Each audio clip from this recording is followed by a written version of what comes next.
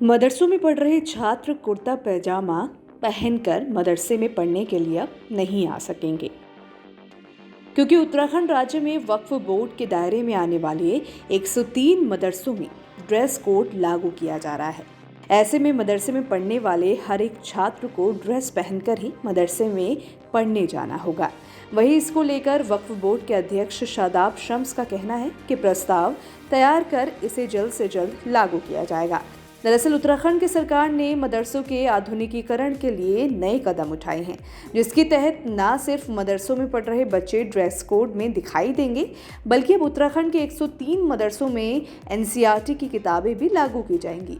आपको बता दें कि उत्तराखंड में वक्फ बोर्ड के दायरे में कुल 103 मदरसे आते हैं, जिसमें अब ये नए बदलाव आपको देखने को मिलेंगे।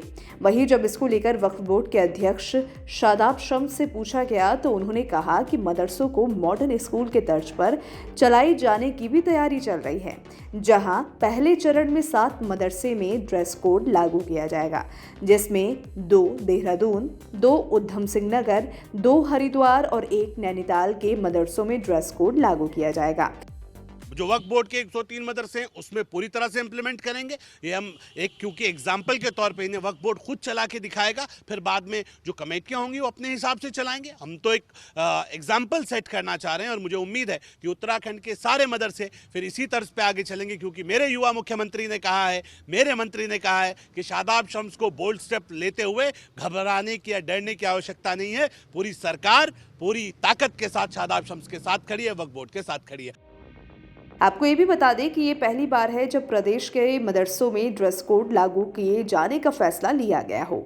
साथ ही बोर्ड इसको लेकर जल्द ही केंद्र सरकार को छात्रों के ड्रेस के लिए बजट प्रस्ताव बनाकर भेजेगा। उत्तराखंड वक्फ बोर्ड के अध्यक्ष शादाब शम्स प्रदेश बीजेपी की राजनीति में एक अहम चेहरा माने जाते हैं। साल 2021 की अगर बात करें तो बीजेपी ने राष्ट्रीय अल्पसंख्यक मोर्चा द्वारा उत्तराखंड के बीजेपी नेता शादाब शम्स को पश्चिम बंगाल का प्रभारी बनाया था। इसके साथ ही बीजेपी नेता शादाब शम्स 15 सूत्रीय कार्यक्रम समिति के उपाध्यक्ष भी रही है।